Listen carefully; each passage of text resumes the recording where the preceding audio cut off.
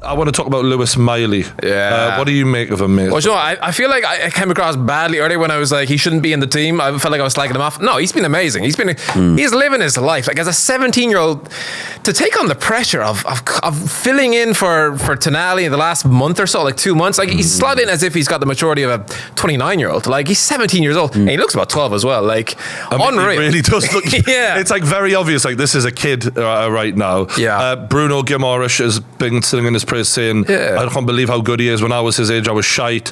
And Joe, it is though. I don't want to put too much pressure on him, because I remember Matty Longstaff. I thought a similar thing when he came in. I know he's a bit older. He wasn't 17, he was like 19 or whatever. But like, I don't want to heap too much pressure on him. Say he's going to be like an absolute star, and then you get. I disagree. But then, do you not think with Longstaff? With Longstaff, do you not think it was more like moments why you had those feelings? Yeah. Whereas actually with Miley, it's actually how he played. Like, I'm not saying Longstaff wasn't good, but obviously I can't remember who it was. There was a few key moments of Longstaff. Yeah, Man United. There's a few key moments. Whereas with Miley, I look at him and I'm like, mate, like, you're sort of doing what I wanted Enzo to do when he was brought in. He was brought in for 100 mil. Mate, when the pass against us, when he threads it through, Isaac gets it out his feet, lovely. Like, but that pass there, I looked at that and I was like, that is literally what I thought Enzo was going to be doing for us. Yeah. So some of the stats on the kid.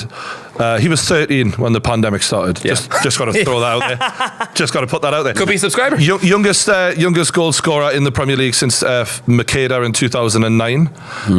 Premier League youngest goal scorer for Newcastle. Youngest assist maker for Newcastle. Top 3 youngest Champions League English players, along with Foden and Bellingham. And he set up a goal in the Champions League against AC Milan. So I guess in the last, I think it was 4 games or whatever it is, he's got like 2 assists and a goal. Like, but again, perfectly put by Joey. It's the way he is on the ball that's strange. He when the ball comes to him, like many other Newcastle players, they need the shout, man on. He knows where everyone fucking is when he receives that ball, and he always keeps it under control. It's not like he's always threading through balls through. Sometimes he just go backwards, but it's so composed. Yeah. And that's the strain. That's why I'm looking at him going, you could be world class. I don't know if you're going to be. That's up to you. Do you want to work hard or not? But you have the ability at 17 that 99% of footballers do not have, and you're both footed. Like, I've seen him whip crosses in on his right and go, oh, he's right footed, and then I see him hit it with his left and it's like pinging it, and I'm like, what foot are you? Yeah, my only worry with him though, before he turns 20, I want to see him starting games on a regular basis, and if we want to go, we want to go. I don't know, man. I don't know if we start with a 17-year-old, 18-year-old kid next season. What about Manchester United back in the day, though? When they had the class of 92, one of the reasons some of those players progressed is because they had Eric Cantona and Roy Keane and high-level footballers around. Like, if he's playing next to Bruno Guimaraes and Tonali and players of that calibre, Isak or whatever, you're going to learn as much as you can. Would you not send him on a loan, though? Like, no way. You wouldn't at all? No way. Who's better at bringing on young players in the Premier League right now than Eddie Howe? Well, yeah, I know, but I don't know, man. If we want to get into the challenging for like league titles in the next few years, like, when did he let us down though? We were playing Paris Saint-Germain. He tackled Mbappe. Yeah. He reads the game. This is another thing I've got to say. His reading of the game, and because he's got these big long legs, because he's fucking 6'4" or whatever, and he's 17, he manages to intercept the ball at a rate that's unusual for a young lad like that. Like, he sees passes coming, and then a bit like Bellingham, and like, there's one time I'm going to compare it to Bellingham. Fuck me, but you know, Bellingham's massive, and he can just put his big fucking leg out and carry the ball. So would he be a starter for you then? I wouldn't start him, but what I would do is I'd give him a lot of football, a lot of second halves, a lot of substitutions, cup football, and then eventually, because let's face it, what did Newcastle struggle with this season? Injuries, man. Like, we need to rotate players. He will develop it by, like, when you're good enough, you're old enough. Michael Owen was playing first team football at 18. What's to say next year Tonali might come back and realise his place is gone and he's got to start and fucking try and displace this kid? I just think if you give him to like an Ipswich or someone who play good football and they'll be up next season, like, he'll be playing every minute of every game next season. You can't kick this kid out of a Champions League. Like, he's as you say, he's tackled Mbappe. You can't send that. Also, and I know what you're saying. I mean, and listen, you watch that team a lot more than I do. From what I've seen, he's playing a lot better than Tonali was. He's doing a lot of things Tonali weren't doing. I know, man, but it's been like, what, 2 months? Do you know, 2 months of this, like, that's as much as Tonali had. If you're talking about talent, right, I think he could easily be starting games if people aren't on their game. Look, you could be right. He could be a future Bellingham, and he could be like a future war star, in which case, yes, keep him in the team. But he could also be just a really quality English midfielder who's, you know, doing his thing, but needs game time, man. Like, when we go on a bad run, like, even he's been in the team for the last 2 months, he's done really well, but we haven't been perfect at all. You know that. We've lost games. Yeah, but like, if Liverpool had sent, I mean, I don't know if they did, but I'm going to shoot myself in the foot if they did. But like, I look at Steven Gerrard and the position Steven Gerrard plays, and I certainly don't think that Miley is going to be Steven Gerrard. But he's a similar position, and what they did was they played him regularly. They gave him lots of football. They got him to understand the games of the players who he's going to be playing around with as long as possible. And, you know, if you were comparing Steven Gerrard at Miley's age, I'd be fascinated to see the difference in them, because I've not seen a lad with this level of quality at 17 before in the Premier League. If you didn't know his age, if you're just watching the game, you're not even having a conversation about potentially talking about the team. But obviously it's relevant because we do know his age. But like I say, when we're talking about young players, one thing that young players can always often produce is like moments of individual brilliance. We're talking about Makeda there, right? What's he done since? But he did produce moments of individual brilliance. And obviously the game against Villa, I think it was what I'm worried next about. Game against Sunderland, he scored again. What Miley's doing, he's having good moments, but he's ticking the game over, and that's the main thing that you're thinking.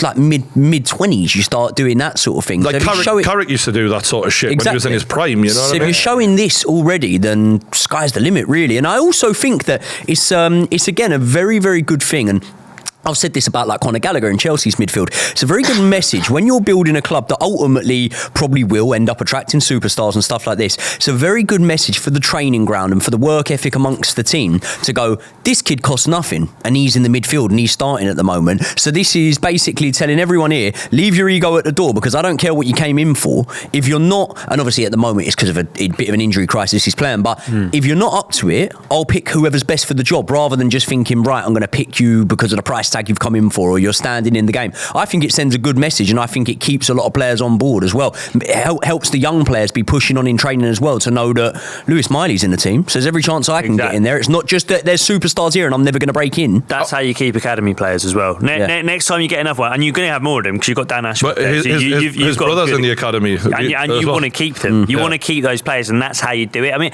the thing is, I think as a midfielder as well, you're kind of fortunate there, because it's a position on the pitch where you can come in and out a bit.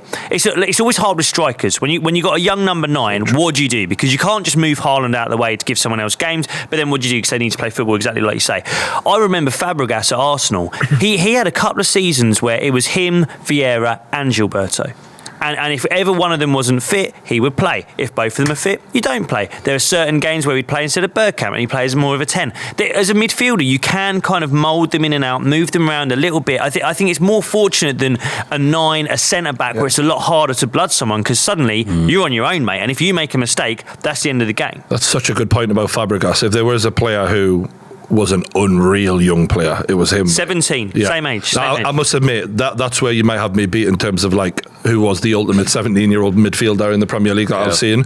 But I wonder would Southgate have a look at Miley then ahead of the Euros? Maybe, I don't know. It's like a cheeky call. Well, there is a spot there, isn't there? Like exactly more or less where Lewis Miley's playing. There is a spot there, because you can name most of the team, but there's that one remaining spot in midfield where we go, does he play Calvin Phillips even though he's getting no game time? Does he play Henderson even though he's playing in a substandard league? Does he play Gallagher? And there's that spot there, isn't there? So Lewis Miley could be in with a shout, but I think the man picking who goes in that spot is the reason why we won't see Lewis Miley. It's a shame, because I think, like you say, mate, it's like the top and bottom of that midfield. The bottom of it is Rice, the top of it is Bellingham, and when you think how professional they both are, obviously Bellingham's so young, but they're both like big body, strong midfielders. Like you kind of could sneak. I mean, also, how physical would that midfield be, by the way? Bellingham, they're all 6'4", 6'3". Jesus Christ! So that's terrifying. Actually, when I look at those guys, I look at Louis Miley, who's obviously 17. No one's at their full strength of that. I think you need to look at them lads and go, I need to get in the gym, get my diet right, because it's the modern day beasts, aren't they? Like that's who he has.